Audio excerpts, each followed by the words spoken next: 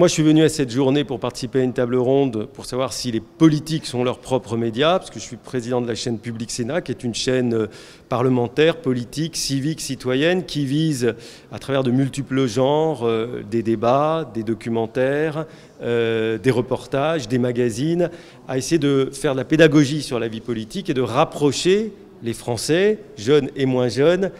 des politiques, à un moment où on vit une véritable défiance. Dans ce monde où il y a une profusion d'infos, où l'info est partout, mais plus ou moins qualitative, eh bien nous avons un rôle à jouer, mais c'est vrai qu'il est de plus en plus difficile parce que pour le public, il est difficile de faire la part des choses entre le tweet d'un politique, le tweet d'un journal, le tweet d'un citoyen. Eh bien, c'est à nous de mettre cela en perspective et c'est ce que j'ai trouvé intéressant dans cette table ronde, c'est justement d'essayer d'appeler à la vigilance quant à la lecture, à l'appréciation que tout citoyen, et notamment les jeunes, peut avoir face à cette déferlante d'infos que l'on peut avoir. Comme le disait quelqu'un à la table ronde, il arrive que trop d'infos tue l'info, et nous, notre rôle, c'est justement de faire,